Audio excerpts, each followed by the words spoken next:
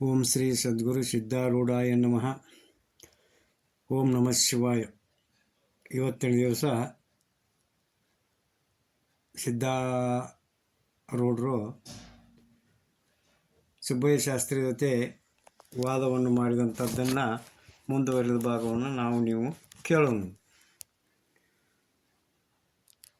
ಗಜದಂಡ ಗುರುಗಳ ಹತ್ರ ಬಂದಂಥ ಸುಬ್ಬಯ್ಯ ಶಾಸ್ತ್ರಿ ಏನು ಹೇಳ್ತಾನಪ್ಪ ಅಂತಂದ್ರೆ, ಉಪನಿಷತ್ತನ್ನು ಹೇಳುವ ಮತ್ತು ಕೇಳುವ ಅಧಿಕಾರ ಬ್ರಾಹ್ಮಣರಿಗೆ ಅಷ್ಟ ಐತಿ, ನಿಮಗಿಲ್ಲ.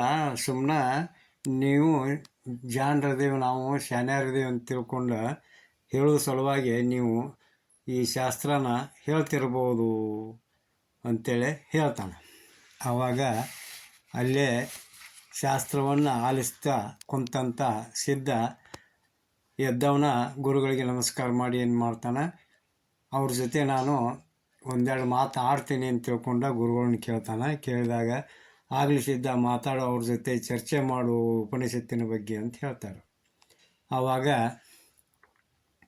ಸಿದ್ಧ ಹೇಳಕ್ಕೆ ಚಾಲು ಮಾಡ್ತಾನೆ. ಉಪನಿಷತ್ತಿನ ಅರ್ಥ ಏನಪ್ಪ ಅಂತಂದ್ರೆ, ನಿತ್ಯ ಬ್ರಹ್ಮಾತ್ಮೈಕ ಬೋಧಕವಾದಂಥ ಬ್ರಹ್ಮವಿದ್ಯೆಯೇ ಉಪನಿಷತ್ತಿನ ಅರ್ಥ ಅಂತ ಹೇಳ್ತಾರೆ. ಆಗ ಸುಬ್ಬಯ್ಯ ಶಾಸ್ತ್ರಿ ಮತ್ತೆ ಪ್ರಶ್ನೆ ಮಾಡ್ತಾನೆ, ಏನಂದ್ರೆ ಇದಕ್ಕೆ ವಿದ್ಯೆ ಅಂತ ಹೆಂಗೆ ಹೇಳ್ತೀಪ್ಪ ಅಂತಾನೆ. ಆವಾಗ ಸಿದ್ಧರು ಹೇಳ್ತಾರೆ, ಮೊದಲು ಮಹಾಭಾರತದ ಕರ್ಣನಿಗೆ ನಾನು ರಾಧೆಯ ಮಗ ಅಂಥೇಳಿ ತಿಳ್ಕೊಂಡಿದ್ದ. ಆದ್ರೆ ಒಂದು ಟೈಮ್ದೊಳಗೆ ಕೃಷ್ಣ ಪರಮಾತ್ಮ ಕರ್ಣನಿಗೆ ಭೇಟಿಯಾದಾಗ, ನೀನು ರಾಧೆ ಮಗ ಅಲ್ಪ, ಕುಂತಿ ಪುತ್ರ ಅದಿ ಅಂತೇಳಿ ತಿಳ್ಕೊಂಡು ಹೇಳಿದಾಗ, ಆತನಲ್ಲಿ ಇದ್ದಂಥ ಬ್ರಹ್ಮಜ್ಞಾನ ಅಡಗಿ ನಿಜವಾದ ಜ್ಞಾನ ಹೆಂಗೆ ಆಕ್ಕೈತಿ, ಹಂಗೆ ಈ ಬ್ರಹ್ಮವಿದ್ಯೆ ಮಾನವರಲ್ಲಿ ಇದ್ದಂಥ ಅಜ್ಞಾನವನ್ನು ಹೋಗಲಾಡಿಸಲಿಕ್ಕೆ ಕಾರಣ ಆಗೈತಿ ಅಂತ ಹೇಳ್ತಾರೆ. ಸಿದ್ಧರು ಮುಂದುವರೆದು ಏನು ಹೇಳ್ತಾರಪ್ಪ ಅಂತಂದ್ರೆ, ಬ್ರಹ್ಮವಿದ್ಯೆಗೆ ಬ್ರಾಹ್ಮಣರಷ್ಟೇ ಅಧಿಕಾರಿಗಳಂತ ಹೇಳ್ತೀಯಲ್ಲ, ಉಳಿದವರಿಗೆ ಬ್ರಹ್ಮವಿದ್ಯೆಯನ್ನು ತಿಳಿದುಕೊಳ್ಳಕ್ಕೆ ಅಧಿಕಾರ ಇಲ್ಲ ಅಂತ ಹೇಳ್ತೀಯಲ್ಪ. ನೀನು ಗೋತ್ರ ವಿಚಾರ ಮಾಡಿದ್ರೆ ಮೊದಲು ನೀನೇ ಬ್ರಾಹ್ಮಣ ಅಲ್ಲ ಅಂತೇಳಿ ಹೇಳ್ತಾರೆ. ಹೆಂಗಂದ್ರೆ, ವಜ್ರಸೂಚಿ ಗ್ರಂಥದಲ್ಲಿ ಹೇಳಿರುವಂಥ 6 ಪ್ರಶ್ನೆ ವಿಚಾರ ಮಾಡಿದ್ರೆ ನಿನ್ನ ಬ್ರಾಹ್ಮಣತ್ವ ಸಿದ್ಧಿಸುವುದಿಲ್ಲ ಅಂಥೇಳಿ ಹೇಳ್ತಾರೆ. ಹೆಂಗಂದ್ರೆ, ಈ ಬ್ರಾಹ್ಮಣ ಅನ್ನುವಂಥ ಪದ ಯಾವುದಕ್ಕೆ ಹೋಲಿಸ್ತೀಪ್ಪ ನೀನು?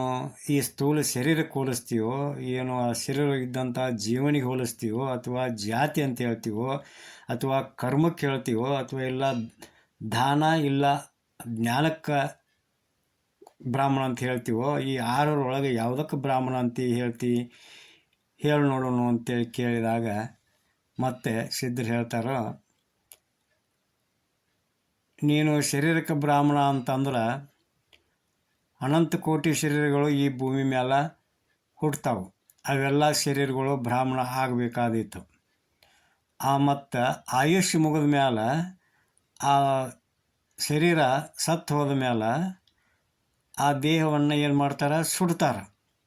ಅಂದಾಗ ಈ ಸ್ಥೂಲ ಶರೀರಕ್ಕೆ ನೀ ಬ್ರಾಹ್ಮಣ ಅಂದಿ ಅಂದ್ರೆ, ಆ ಶರೀರ ಸತ್ಯ ಜೀವ ಹೋದ್ಮ್ಯಾಗ ಆ ಶರೀರ ಅಗ್ನಿಗೆ ಆಹುತಿ ಕೊಡ್ತಾರೆ. ಅಂದ್ರೆ ಏನು ಮಾಡ್ತಾರೋ, ಸುಡ್ತಾರೆ ಅದನ್ನು.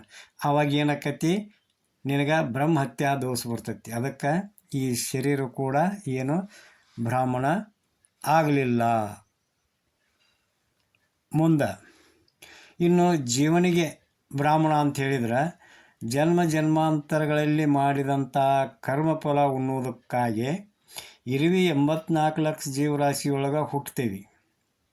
ಎಲ್ಲ ಶರೀರಗಳಲ್ಲಿ ಅನೇಕ ಹೆಸರುಗಳನ್ನು ಪಡಿತೇವಲ್ಲ, ಈ ಜೀವ ಇದು ಬ್ರಾಹ್ಮಣ ಅಲ್ಲ.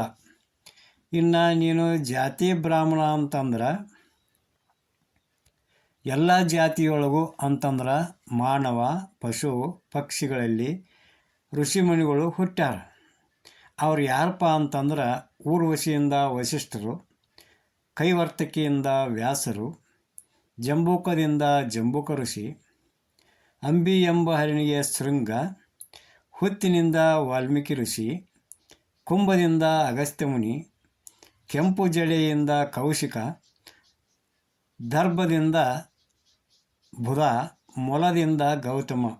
ಹಿಂಗೆ ಋಷಿಗಳು ಬೇರೆ ಬೇರೆ ಜಾತಿಗಳಲ್ಲಿ ಜನ್ಮವೆತ್ತಿ ಜಾತಿಯನ್ನು ನಿರಾಕರಿಸಿ ಬ್ರಹ್ಮಜ್ಞಾನ ಪಡೆದು ಪೂಜ್ಯರೆನಿಸಿಕೊಂಡು ಅವರು ಈ ಭೂಮಿಯೊಳಗೆ ಈ ಜಗತ್ತಿನೊಳಗೆ ಪರಮ ಪಾವನರಾಗ್ಯಾರ ಅಂದಾಗ ಈ ಜಾತಿನೂ ಬ್ರಾಹ್ಮಣ ಆಗಲಿಲ್ಲ. ಇನ್ನು ಕರ್ಮಕ್ಕೆ ನೀನು ಬ್ರಾಹ್ಮಣ ಅಂತಂದ್ರೆ ಪ್ರಾರಬ್ಧ ಸಂಚಿತ ಕರ್ಮಗಳು ಎಲ್ಲರಿಗೂ ಅದಾವೆ ಅಂದಮ್ಯಾಗ ಈ ಕರ್ಮನು ಕೂಡ ಬ್ರಾಹ್ಮಣ ಆಗಲಿಲ್ಲ. ಇನ್ನು ದಾನ ಬ್ರಾಹ್ಮಣ ಅಂತ ಹೇಳ್ತೀಪ್ಪ ಅಂತಂದ್ರೆ ಎಲ್ಲ ವರ್ಗದೊಳಗೂ ಎಲ್ಲರೂ ತಮ್ಮ ತಮ್ಮ ಶಕ್ತಾನುಸಾರ ದಾನ ಧರ್ಮಾದಿಗಳನ್ನು ಮಾಡೇ ಮಾಡ್ತಾರೆ. ಅಂದಮ್ಯಾಗ ದಾನ ಮಾಡಿದವರೆಲ್ಲ ಬ್ರಾಹ್ಮಣರಾಗಕ್ಕೆ ಸಾಧ್ಯ ಐತೇನು? ಇಲ್ಲ. ಅಂದ್ರೆ ಇಲ್ಲಿ ನಿಜವಾದ ಬ್ರಾಹ್ಮಣರು ಯಾರಪ್ಪ ಅಂತಂದ್ರೆ ಜ್ಞಾನಿಗಳು, ಜಾತಿರಹಿತರು, ಸಡುರ್ಮಿ ಸದ್ಭಾವ ರಹಿತರು ಇರಬೇಕು. ಅರಿವು ರೂಪ ಅಂತಕ್ಕಂಥ ಪರಬ್ರಹ್ಮವನ್ನು ತಿಳಿದ ನಿರ್ಮಲ ಸ್ವಾತಾತ್ಮನಾದ ಒಳ್ಳೆಯ ಪರಮಹಂಸನೇ ನಿಜವಾದ ಬ್ರಾಹ್ಮಣ ಅಂತ ಹೇಳ್ತಾರೆ. ಹೆಂಗಪ್ಪ ಅಂತಂದ್ರೆ ಸಡುರ್ಮಿ ಅಂತಂದ್ರೆ ಈ ಜೀವನಲ್ಲಿರ್ತಕ್ಕಂಥ ಆಸೆ ಆಕಾಂಕ್ಷೆಗಳನ್ನು ತೊರೆದಂಥ ಅರಿಷಡ್ ವರ್ಗಗಳನ್ನು ಹತೋಟಿಯಲ್ಲಿ ಇಟ್ಕೊಂಡಂಥ ಮತ್ತು ಜ್ಞಾನವನ್ನು ಪಡೆದು ಸರ್ವ ಜೀವರುಗಳಲ್ಲಿ ಸಮಭಾವದಿಂದ ಇದ್ದು ಸಕಲರಿಗೂ ಒಳ್ಳೆಯದನ್ನು ಮಾಡುತ್ತಾ ಈ ಜೀವರುಗಳ ಸುಖಕ್ಕಾಗಿ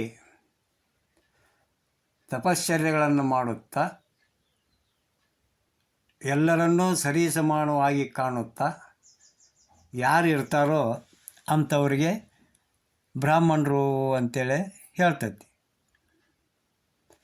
ಅಂದ್ರೆ ಬ್ರಹ್ಮಜ್ಞಾನಾತೀತಿ ಬ್ರಾಹ್ಮಣ, ಬ್ರಹ್ಮವನ್ನು ಯಾರು ಅರಿತಾರ, ಜಾತಿಯನ್ನು ತಿರಸ್ಕರಿಸಿ ಬ್ರಹ್ಮವಿದ್ಯೆಯನ್ನು ಯಾರು ಸ್ಥಾಪಿಸ್ತಾರ ಅಂಥವ್ರಿಗೆ ಬ್ರಾಹ್ಮಣರು ಅಂತೇಳಿ ಹೇಳಬೇಕು ಅಂತೇಳಿ ತಿಳ್ಕೊಂಡು ಹೇಳಿದಾಗ ಆ ಸುಬ್ಬಯ್ಯ ಶಾಸ್ತ್ರಿಗೆ ಮುಖಭಂಗ ಆಕ್ಕತಿ. ಮುಖಭಂಗ ಆಗಿ ಅವ ತನ್ನ ಮನಸ್ಸಿನಾಗ ಏನು ವಿಚಾರ ಮಾಡ್ತಾನಂತಂದ್ರೆ ಈ ಹುಡುಗೇನು ಯೋಗಭ್ರಷ್ಟ ಋಷಿ ಅದಾನೋ ಅಥವಾ ಶಿವನ ಅವತಾರಿ ಅದಾನೋ ಏನು ಸರಸ್ವತಿಯ ಕುಲಪುತ್ರ ಅದಾನೋ ಅಂತೇಳಿ ತಿಳ್ಕೊಂಡು ವಿಚಾರ ಮಾಡಿ ಈತ ವಿದ್ಯಾಮೂರ್ತಿನ ಅದಾನೋ ಅಂತೇಳಿ ತಿಳ್ಕೊಂಡು ತನ್ನ ತಪ್ಪನ್ನು ತಿಳಿದ ಸಿದ್ಧರ ಸ್ತುತಿ ಮಾಡುತ್ತಾ ಆ ಸಿದ್ಧನ ಹೊಗಳುತ್ತಾ ಪ್ರಶಂಸೆಯನ್ನು ಮಾಡುತ್ತಾ ಏನು ಮಾಡ್ತಾನೋ ಮುಖ ಕೆಳಗೆ ಹಾಕ್ಕೊಂಡು ಅಲ್ಲಿಂದ ಹೊರಟು ಹೋಗ್ತಾನೆ.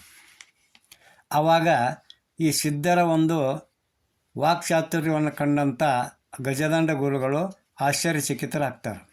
ಆಶ್ಚರ್ಯಚಕಿತರಾಗಿ ತಮ್ಮ ದಿವ್ಯ ದೃಷ್ಟಿಯಿಂದ ಅವರು ನೋಡಿದಾಗ ಅವ್ರಿಗೇನು ಅನಿಸ್ತೈತಿ ಅಂತಂದ್ರೆ ಈ ಸಿದ್ಧ ಹಿಂದಿನ ಜನ್ಮದೊಳಗೆ ಯಾವುದೋ ಮಹಾ ತಪಸ್ವಿ ಅದಾನ, ಓದು ಬರಹ ಇಲ್ಲದ ವಿದ್ಯೆಯನ್ನು ತಿಳ್ಕೊಂಡಂಥ ಪರಮ ವಿದ್ಯಾವಂತ ಅದಾನ ಅಂತೇಳಿ ತಿಳ್ಕೊಂಡು ಏನು ಮಾಡ್ತಾರೋ ಆ ಸಿದ್ಧನನ್ನು ತಮ್ಮ ಹತ್ತಿರ ಕುಳಿರಿಸ್ಕೊಂಡ ಅವನ ತಲೆಯ ಮೇಲೆ ಮಸ್ತಕದ ಮೇಲೆ ತಮ್ಮ ಹಸ್ತವನ್ನಿಟ್ಟು ಆಶೀರ್ವದಿಸಿ ಏನು ಮಾಡ್ತಾರಂದ್ರೆ ಅವನ ಬಲಗಿವಿಯೊಳಗೆ ತಾರಕ ಮಂತ್ರವನ್ನು ಅವನಿಗೆ ಉಪದೇಶಿಸ್ತಾರೆ.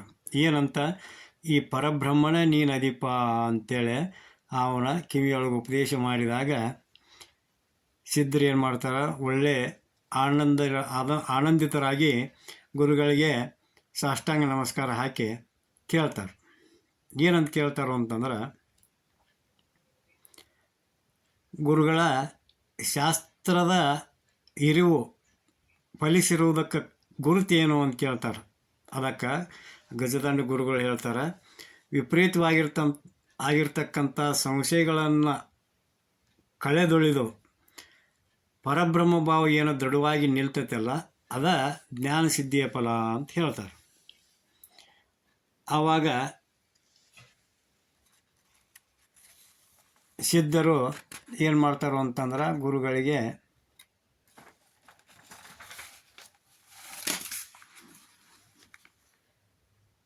ನಾನು